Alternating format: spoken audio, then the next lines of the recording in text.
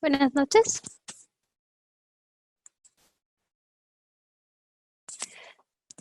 Bueno, buenas noches y sean bienvenidos todos a la octava mesa redonda de COVID, en la cual trataremos pues la temática COVID, algoritmos y toma de decisiones. Está con nosotros el doctor Martín López de la Universidad de la República de Uruguay, quien nos explicará cómo ellos han desarrollado estos algoritmos para la toma de decisiones con respecto a muestreos y eventos en COVID.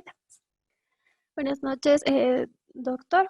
Bienvenido y por favor, adelante con su presentación. Bueno, buenas noches para todos. ¿Se escucha ahí? Sí, sí le escucho.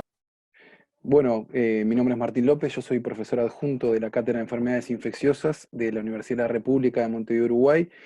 Y bueno, primero gracias por la invitación. La idea es contarles un poquito los algoritmos en los que hemos estado trabajando para la toma de decisiones acerca de diagnóstico, testeo, en qué circunstancias. Claramente estos algoritmos han sido varias veces modificados en base al aprendizaje que hemos tenido, que supongo que les debe haber pasado allá también, y claramente hemos ido corrigiendo sobre la marcha. Todos los aportes, así esto, ya hicimos una teleclínica eco, donde hubo gente conectada de Argentina, de Chile, y bueno, la idea también es enriquecerlo, quizá con las cosas que se puedan discutir el día de hoy. Bueno, paso a mostrarles más o menos un poco la presentación y después eh, abrimos la ronda de preguntas o bueno, consultas o lo que les parezca.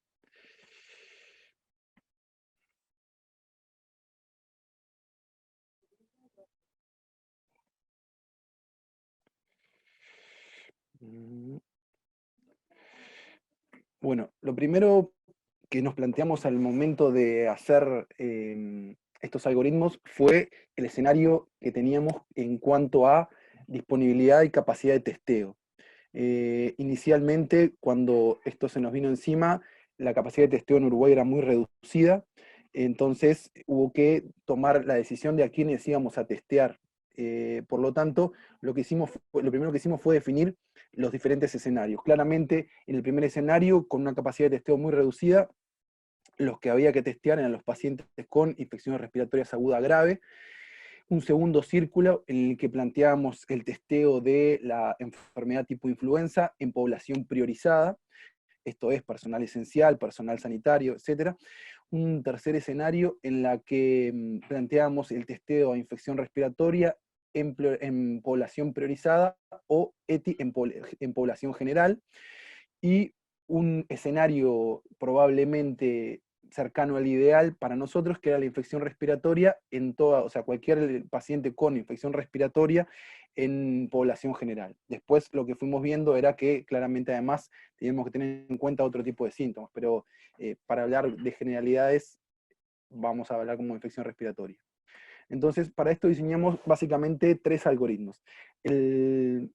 Empecemos por infección respiratoria aguda sin elementos de gravedad.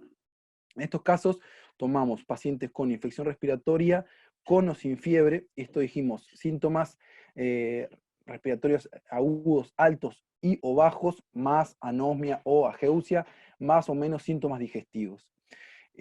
Nosotros aquí, no sé cómo los clasificaron ustedes, estos eran los que entraron en la clasificación de verdes en cuanto a la escala de gravedad. Entonces, para esto planteábamos un escenario en el cual tomar una muestra para biología molecular para SARS-CoV-2. En caso de ser positivo, bueno, teníamos un COVID-19 confirmado, y en caso de test negativo, priorizar repetir el test por biología molecular, debido a lo que ya sabemos todos de los falsos negativos, en personal de salud, embarazadas con más de 36 semanas, esto principalmente pensando en todo lo que implica para el manejo de bloc y sala de parto, o situaciones puntuales de alto riesgo de transmisión o persistencia de fiebre y síntomas por más de 7 días. Las situaciones puntuales de alto riesgo de transmisión, principalmente, por ejemplo, podrían ser pacientes en unidades de hemodiálisis, que por la posibilidad de transmisión dentro de estas unidades, eran los candidatos a esta priorización para la repetición. ¿A quién consideramos priorizar también? Bueno, aquellos pacientes inmunodeprimidos, personal de salud y otro personal esencial, aquellos pacientes con edades mayores a 60 años, pacientes con comorbilidades, embarazadas y luego otros. ¿Qué es esto? Inmunodeprimidos, consideramos trasplantes, pacientes trasplantados tanto de órganos sólidos como de progenitores hematopoyéticos, inmunosupresión farmacológica o primaria, VIH con menos de 300 CD4, cáncer en tratamiento actual o reciente, personal de salud, incluyendo al personal de atención de centros de cuidado de alta permanencia, esto es, hogares de ancianos, como todos pudimos ver lo que pasó en Europa en estos centros, que se convirtieron en verdaderas burbujas con alta transmisión, y con debido a las personas en las que asienta, con las implicancias que eso tuvo, las clínicas psiquiátricas de centros de rehabilitación y servicios privados de acompañantes. Dentro del personal esencial, policías, militares y bomberos. Comorbilidades, acá es discutible, pero bueno, enfermedades cardiovasculares e hipertensión arterial, siempre teniendo en cuenta la priorización de la suma de comorbilidades. En Uruguay tenemos un altísimo porcentaje de hipertensos, entonces no era que íbamos a todos los hipertensos, pero al que sumaba, sí priorizarlo. Diabéticos, enfermedades pulmonares crónicas, cáncer, enfermedad renal crónica avanzada y obesidad. Y una priorización secundaria de test a aquellos que sean convivientes de personas con comorbilidades o inmunodepresión. ¿Cuáles eran los criterios para el retiro del aislamiento? Porque otra de las cosas a las que nos enfrentamos, y supongo les debe haber pasado lo mismo allá, es también qué criterio tomar para reintegrar a las personas a las actividades laborales en el caso de que las estén cumpliendo. Entonces, para aquellos que teníamos una prueba para SARS-CoV-2 negativa por biología molecular, los criterios de retiro de aislamiento eran 7 días desde el inicio de los síntomas, más al menos 48 horas sin síntomas. Para aquellos con COVID-19 confirmado, eran 14 días desde el inicio de los síntomas, más al menos 72 horas asintomático, y posteriormente mantener las medidas de distanciamiento social e higiene respiratoria como el resto de la población general. Para el personal de salud que estuviese en esta situación, el aislamiento lo planteamos por 14 días desde el inicio de los síntomas, más 72 horas asintomáticas. Y cuando cumplía la condición anterior, el testeo por biología molecular. Si era negativo, estaba en condiciones de reintegrarse a trabajar, y si era positivo, un aislamiento por 7 días más. Si bien sabemos que esto era discutible y que puede ser modificado en base a la situación epidemiológica en cuanto a disponibilidad de personal, en el escenario ideal, si bien una prueba positiva no es igual a transmisión, pensábamos que en el escenario ideal de tener personal disponible para cubrir esas vacantes, reintegrarlo una vez que la PCR diera negativa. El algoritmo 2 es el de aquellos pacientes con infección respiratoria aguda grave, ¿tá? Con radiografía de tórax, ecografía pulmonar o tomografía de tórax patológica. Y teniendo siempre en cuenta que la ausencia de los elementos patológicos en la radiografía de tórax no descartaba el compromiso pulmonar, especialmente en pacientes que tuvieran otros elementos analíticos alterados y que se han visto como elementos o de mala evolución o de sospecha. Entonces, para esto lo que planteamos es el algoritmo de estudio de IRAC habitual de cada centro, y a esto sumarle el test por biología molecular para SARS-CoV-2. Acá hicimos una llamada, es que si existiese disponibilidad de un test rápido de detección de antígenos en muestra nasofaringia, no de anticuerpos, se podría utilizar como una escala previa. De ser negativo, no, en esos pacientes de todas formas iríamos a un test por biología molecular para SARS-CoV-2, pero en el caso de positividad ya nos ahorrábamos el estudio y la demora que lleva la PCR.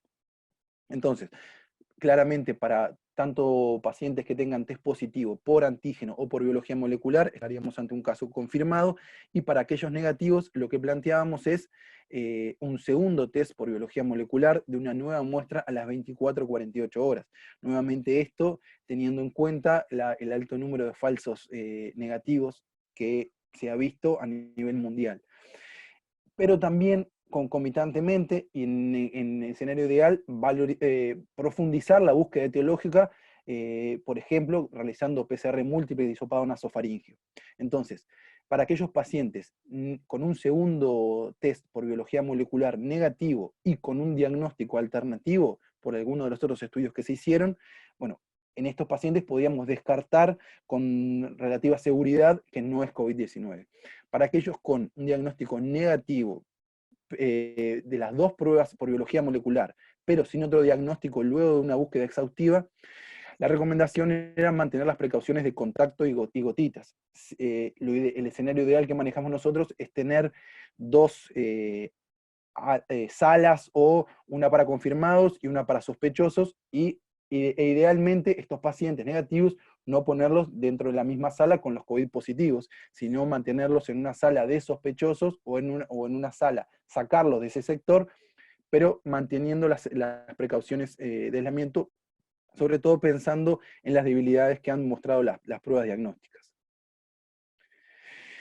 ¿Cuáles son los criterios de retiro de aislamiento para estos pacientes que nosotros consideramos? Bueno, nuevamente consideramos los diferentes escenarios.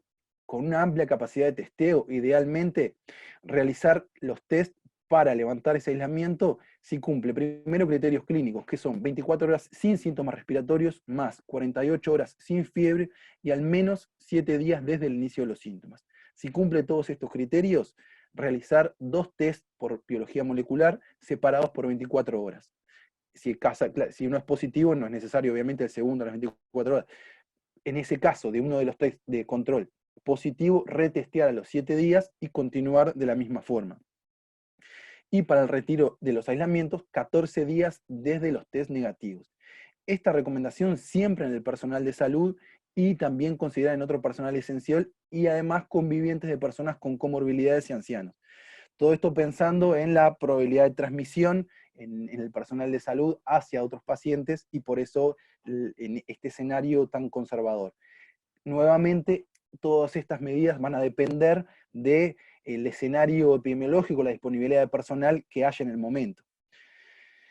Con una capacidad limitada de testeo, bueno, en un paciente que mantiene la internación por otras causas, mantener las precauciones de contacto y gotitas hasta el alta, y para aquellos pacientes con criterio de alta hospitalaria, mantener el aislamiento domiciliario y retirar ese aislamiento luego de 14 días de la resolución de los síntomas.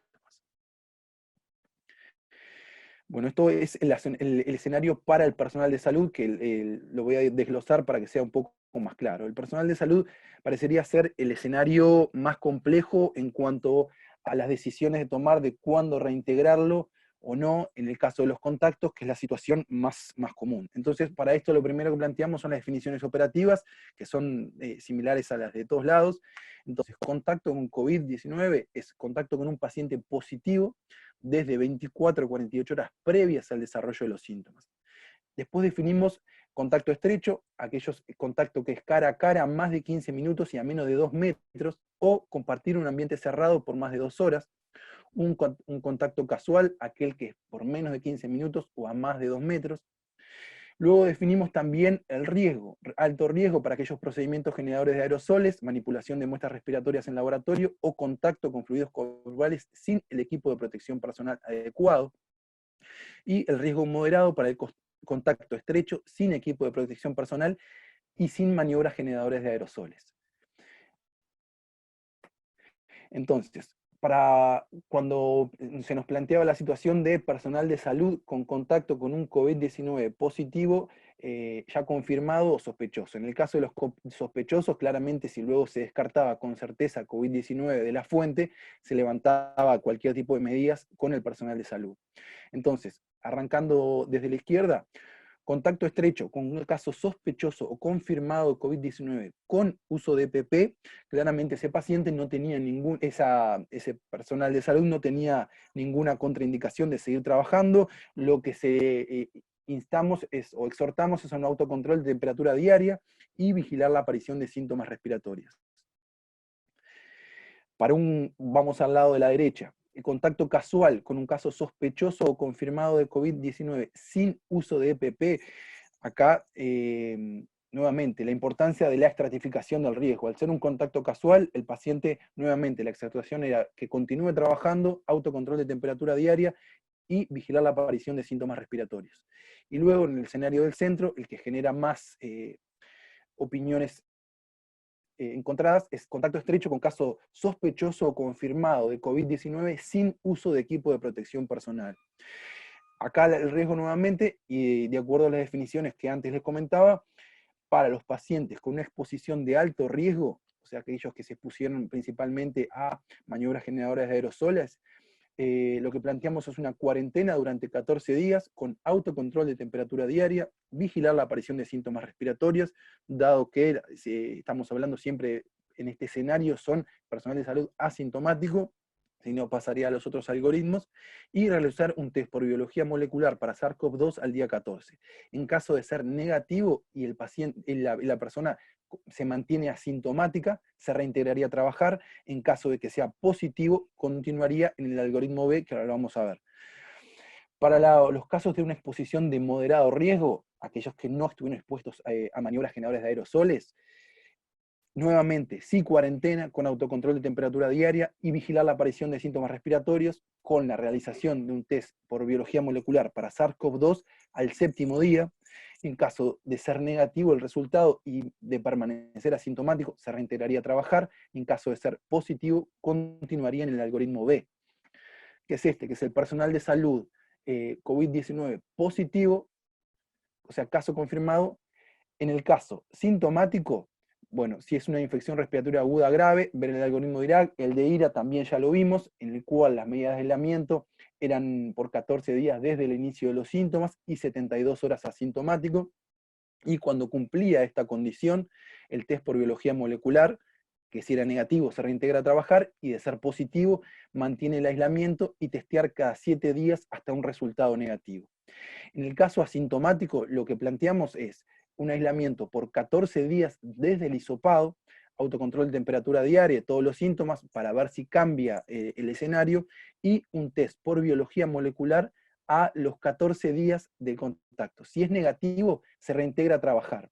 Si es positivo, aislamiento 7 días más y repetir esto hasta tener negativo. Y por último, esto era el algoritmo de testeo y alto de los contactos asintomáticos de caso confirmado o presuntivo. Y en este lo que planteamos es priorizar el testeo por biología molecular del personal esencial a los 7 días de ese contacto, de ser negativo, reincorporarse a sus tareas, y de ser positivo, aislamiento por 7 días más. Para el resto de la población, reintegrarse a los 14 días del contacto si permanece asintomático. Este algoritmo no incluye el de personal de salud. Y bueno, esto era más o menos los algoritmos en los que nosotros estuvimos trabajando.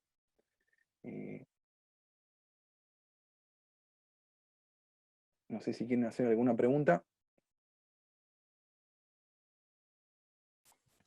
Muchas gracias, doctor. Tal vez alguien tiene alguna pregunta o desea acotar algo más.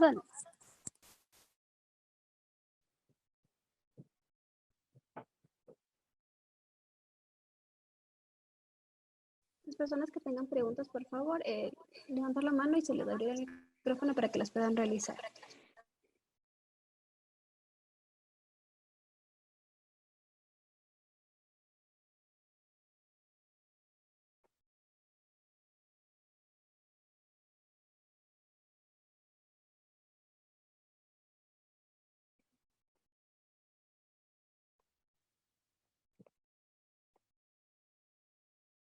Doctor, tal vez nos quiera comentar algo más.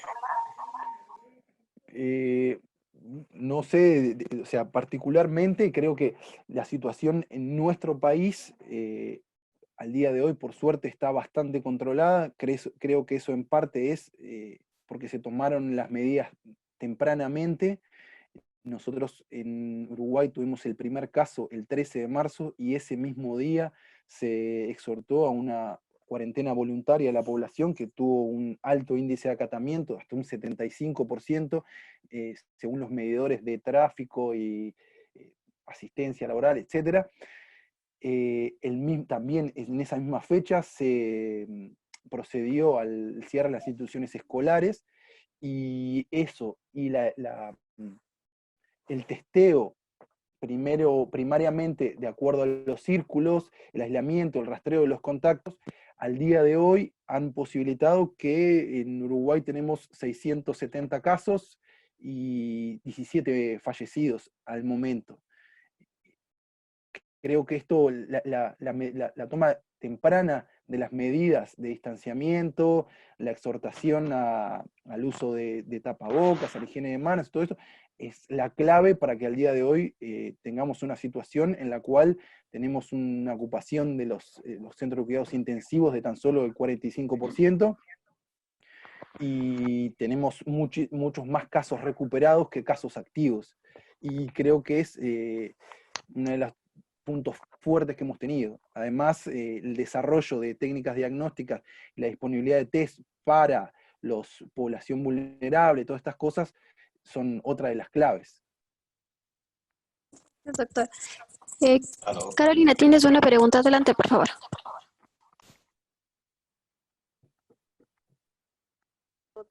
No, nosotros aquí estamos, bueno, en Ecuador ya se están prácticamente levantando las medidas de a poco y lo que en varias empresas que ya han empezado a laborar están trabajando con todo el personal, realizándole las pruebas rápidas.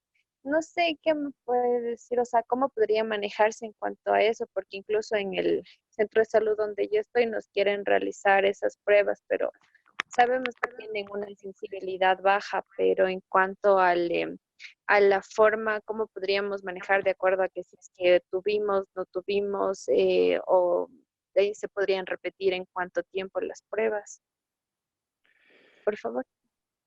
Bueno, sí, creo que ahí se han tomado diferentes estrategias. Nosotros acá en el país también estamos empezando a levantar un poco las medidas y a reintegrar a ciertos sectores de la población a trabajar. En realidad lo que se está haciendo en las diferentes áreas es testeos aleatorios como medida de tener una visión de la circulación que hay. Los testeos hasta ahora, esos aleatorios, han funcionado, han dado ampliamente negativos. El día de hoy se hicieron cerca de 1000 test y hubo solo 3 positivos. Pero creo que las estrategias, yo creo que hay que aplicarlas a cada país, debe ver de acuerdo a las herramientas de las que dispone. Hay diferentes opiniones en cuanto al testeo universal o no.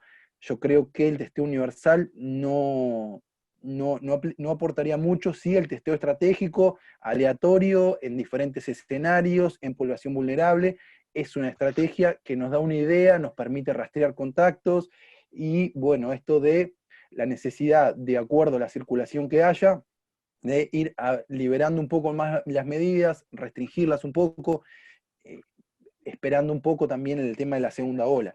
Y el tema de cuándo repetir, ese es el gran problema. Y por eso creo que el testeo universal no tiene mucho sentido.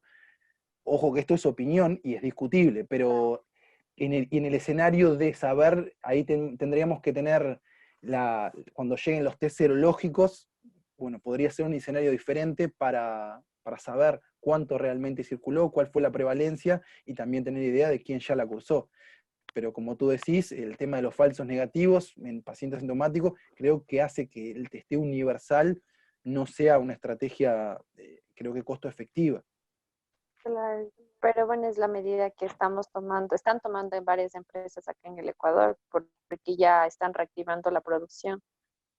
Sí, nosotros Muchas optamos gracias. más por la parte del testeo aleatorio, no a todos, pero sí aleatorizado, en determinados centros residenciales, sí, tal vez hacer un testeo a todo el personal y a la población vulnerable, pero bueno, creo que no hay una sola receta para esto. Ya, Gracias, doctor. gracias. Carolina, ¿tienes algo más que decir? No, muchas gracias. Gracias. Dayana Mantilla, tal vez tiene alguna pregunta. Sí, buenas noches. Yo quisiera saber, doctor, respecto a las pruebas rápidas, ¿qué tanta confiabilidad se puede tener en ese tipo de pruebas? Hay muchos pacientes que nos llegan al hospital muchas veces con variabilidad, o sea, síntomas importantes y pruebas rápidas positivas para IgG. Entonces yo quisiera Si me puede orientar un poco respecto a la confiabilidad de esas pruebas, doctor. ¿Ustedes están haciendo pruebas rápidas serológicas? Sí, serológicas. Bueno, nosotros la discusión, claro, como para prueba rápida, un test serológico, nosotros nos pareció no incluirlo en el diagnóstico, por eso hacía hincapié en test de antigénicos y no anticuerpos.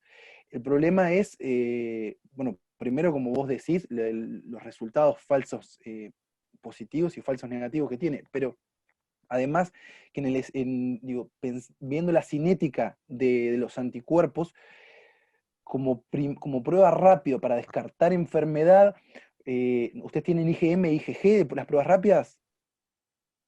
¿O solo IgG? Doctor, no le escuché. No, porque sí, porque tú me estabas diciendo que ustedes tienen pruebas rápidas de IgG.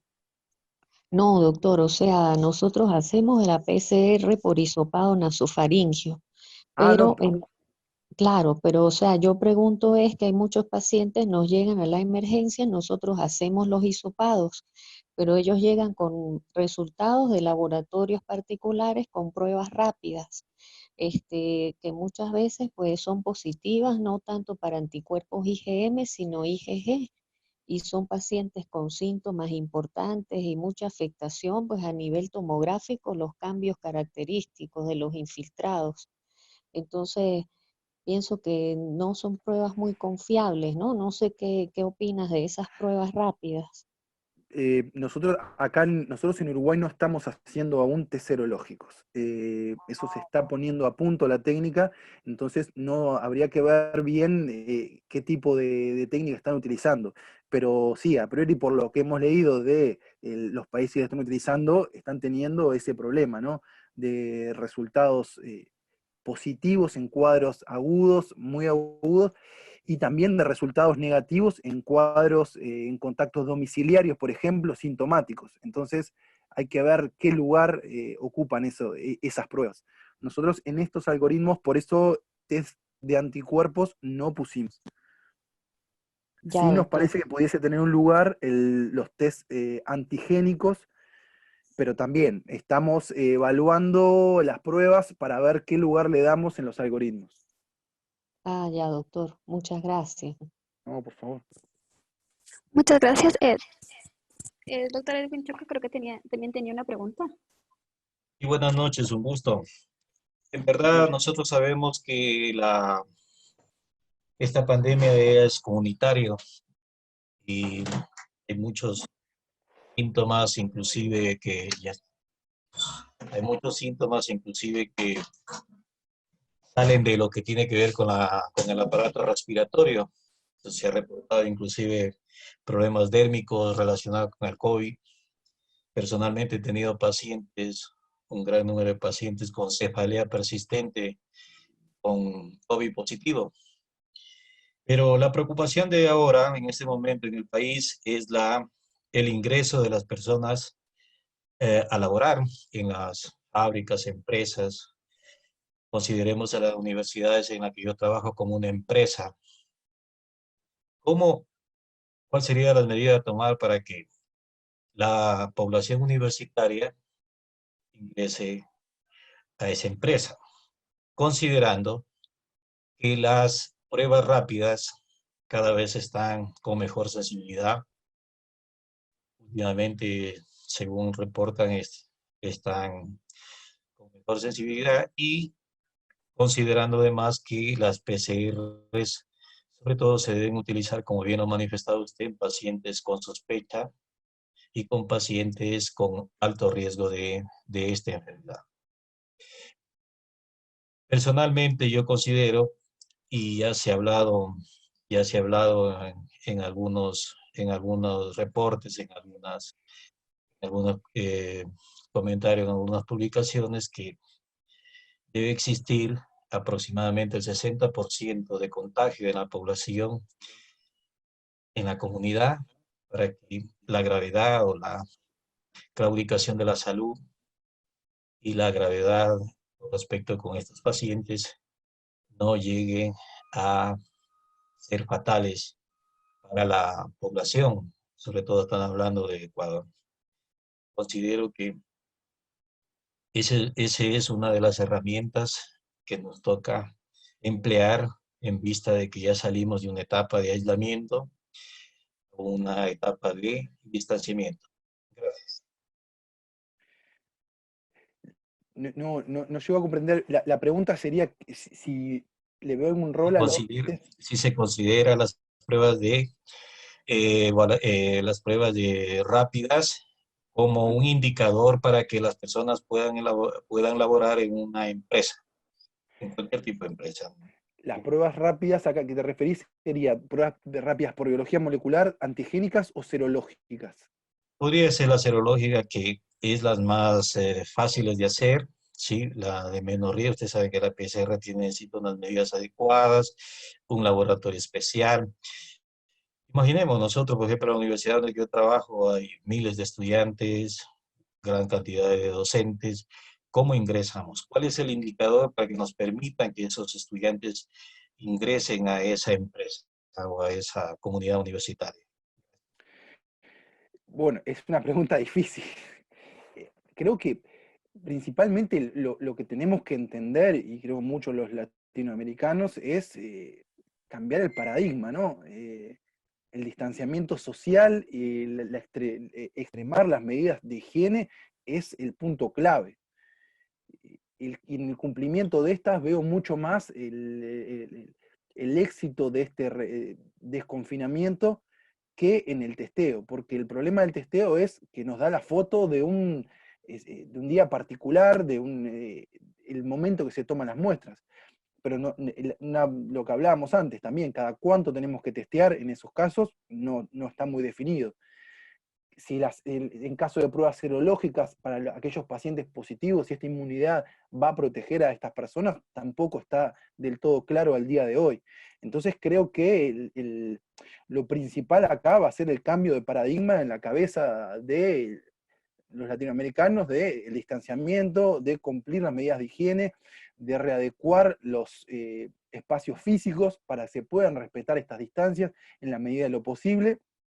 Y yo me inclino hacia una estrategia de testeo aleatoria, quizá para tener fotos de determinados periodos y en base a eso ir tomando las medidas, porque puede ser necesario, y altamente probable que sea necesario, volver a un escenario de restringir la circulación y luego lo liberando de acuerdo a la circulación que haya del virus.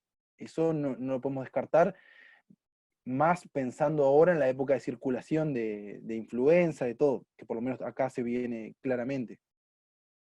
Claro, consideremos que la población ecuatoriana en este momento ha decidido ya salir de esa etapa, es por en vista de la mortalidad ya la tasa de mortalidad ha disminuido, ya no es la misma como se presentó en los primeros días, y debe existir un indicador, o debemos basarnos nosotros en un indicador para que se permita a los trabajadores de una empresa se reintegren a laborar. Uno de los sistemas o de los mecanismos que el gobierno está realizando es que la población entre de una manera periódica y no de manera conglomerada. Eso están haciendo, están trabajando. Pero yo me imagino que eso sería tal vez en una empresa de pronto donde que la población no es mucha, ¿no? Imaginemos, no supera de 1000. Claro. Pero estamos hablando de otros sectores en donde necesitan ingresar a laborar un gran número de personas. Entonces, yo creo personalmente, creo que debería realizarse esas pruebas rápidas, a pesar de que la confiabilidad no es adecuada, pero debería existir un mecanismo o un indicador que nos permita que la población ya pueda insertarse a la hora. Sí, por eso decía, creo que no hay una receta única, también depende de la capacidad de testeo de cada país, en este caso, no sé cómo está en ese sentido en Ecuador. Es difícil decir cuál es la mejor estrategia. Estoy de acuerdo que lo ideal es en forma paulatina. Y lo que habría que definir en ese escenario que tú planteas es cada cuánto habría que retestear en ese caso para los pacientes que fuesen negativos. Si uno tomara como que aquellos pacientes con serología positiva no los volvería a testear, que podría ser un escenario. Es discutible, cuanto menos. Gracias. Muchas gracias, doctor. Tal vez alguien más tiene una pregunta.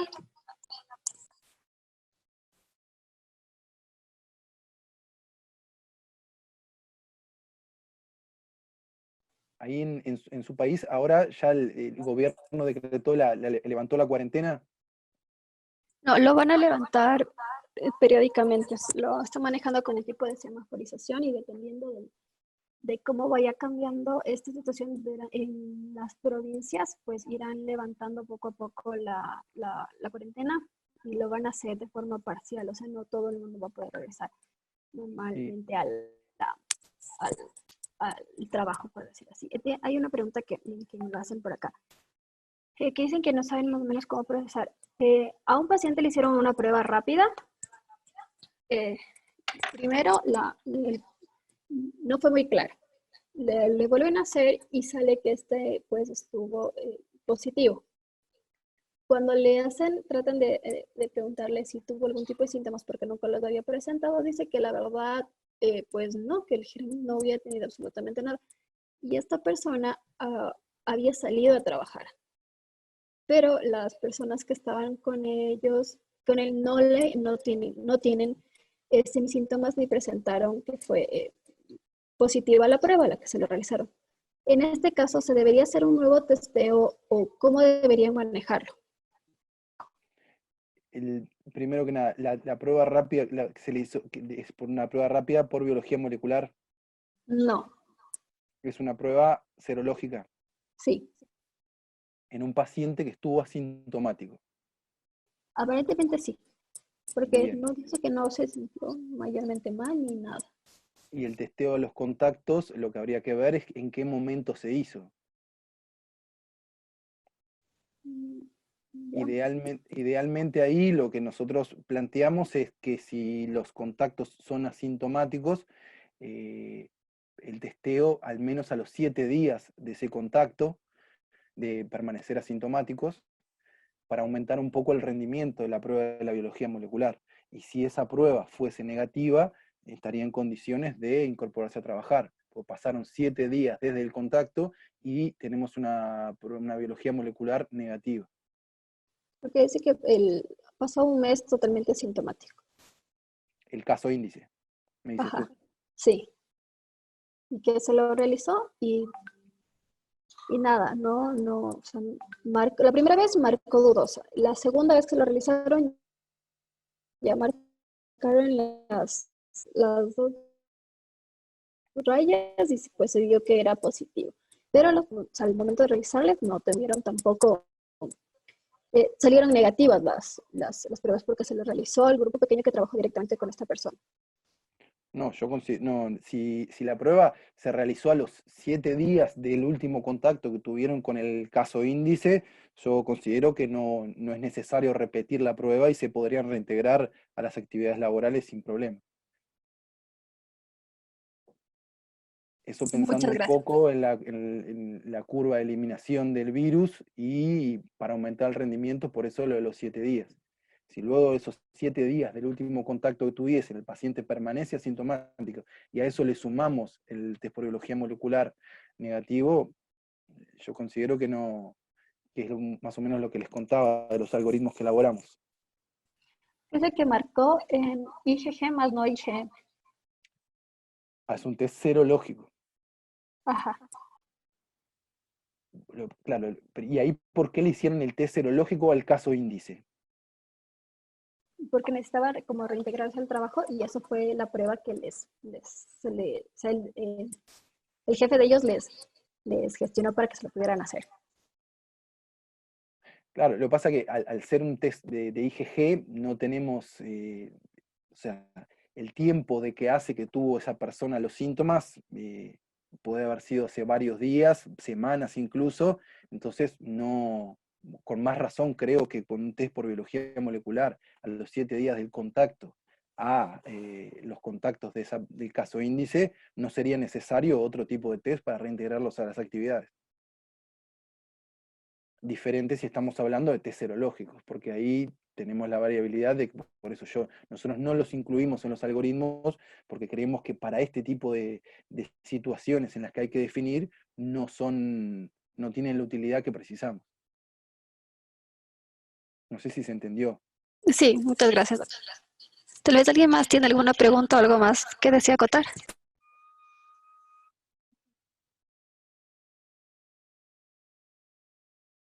Dale. Doc, Sí, adelante. sí, ya. Doc, bueno, también una pregunta. Por ejemplo, nosotros igual para realizar estas actividades que ya están retomando, por ejemplo, tuvimos un paciente, yo tuve un paciente, no, de hecho son 4 pacientes que en más o menos por noviembre, finales de noviembre, diciembre, habían realizado un viaje exactamente. Pasaron por China, fueron a Italia, fueron a Estados Unidos y para diciembre, para enero ya estuvieron en el Ecuador. Entonces, cuando todo esto empezó, bueno, no, perdón, en enero estuvieron en España y cuando todo esto empezó regresaron al Ecuador. Entonces se recorrieron medio mundo.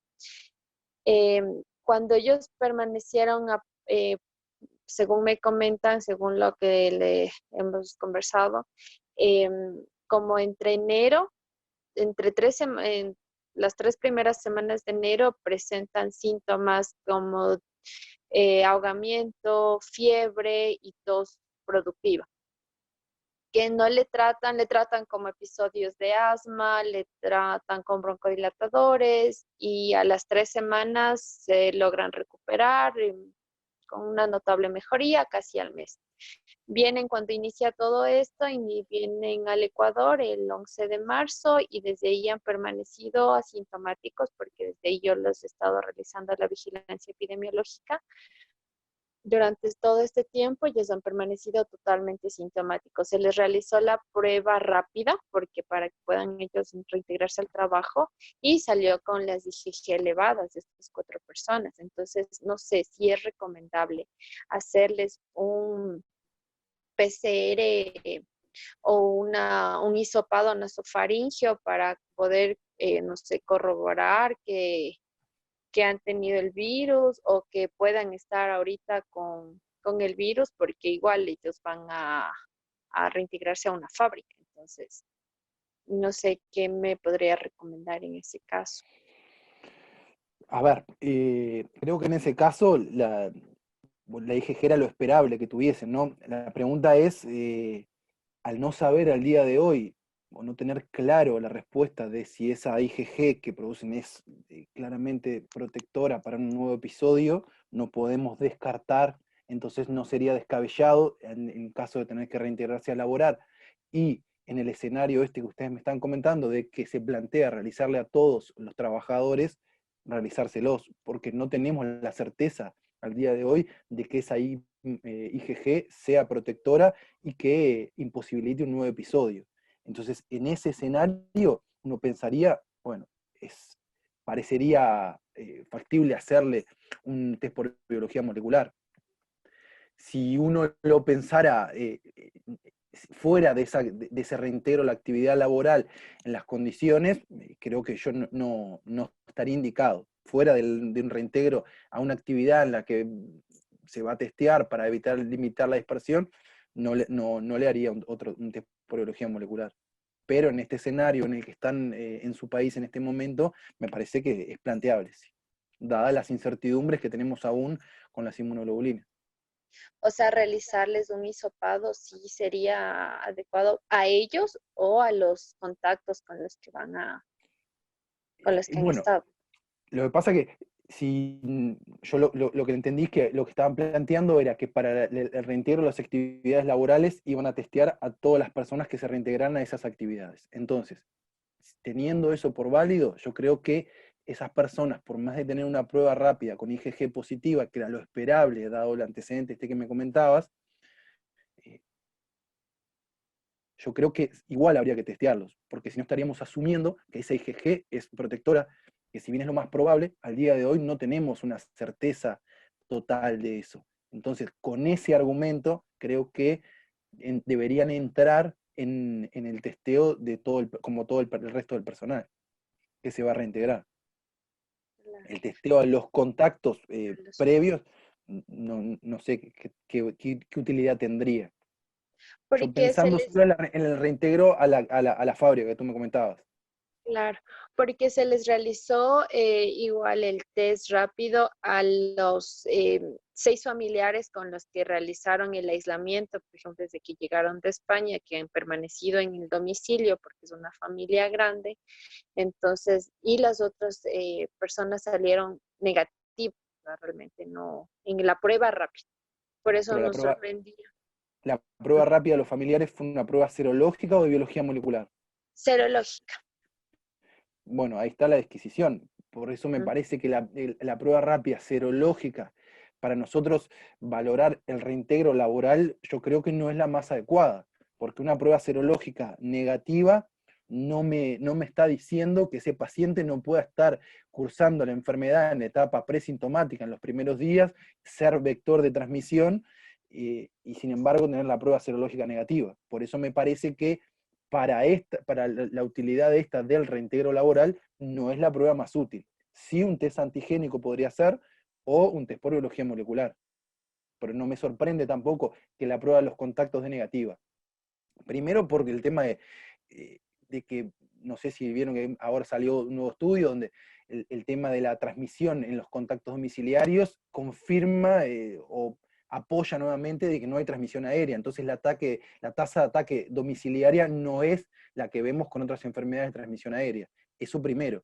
Pero además porque pueden estar cursando igual y el test serológico aún no haber desarrollado los anticuerpos. Entonces yo no me quedaría tranquilo con esa prueba. Si bien, a priori, uno diría que si la enfermedad, los síntomas los cursaron a principios de enero y ya llevan tanto tiempo asintomáticos, no tendrían por qué transmitirle al resto de los convivientes. ¿Se entendió más o menos? Gracias. Sí, muchísimas gracias. Muchísimas gracias, doctor. Tal vez alguien más desea realizar alguna pregunta.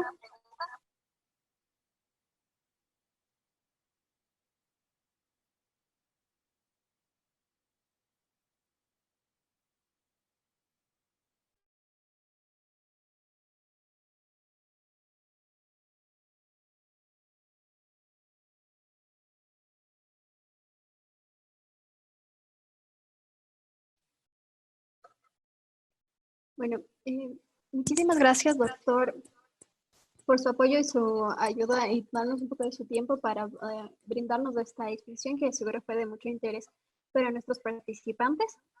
Pues si no tenemos más preguntas, creo que vamos por finalizar la reunión. Muchísimas gracias por su asistencia y que todos tengan una muy buena noche. Bueno, muchísimas gracias por la invitación y bueno, estamos a las órdenes para intercambiar o lo que se pueda para aprender todos de esto. Un saludo grande y mucha suerte, un gusto. Un gusto, sin duda, muchísimas gracias.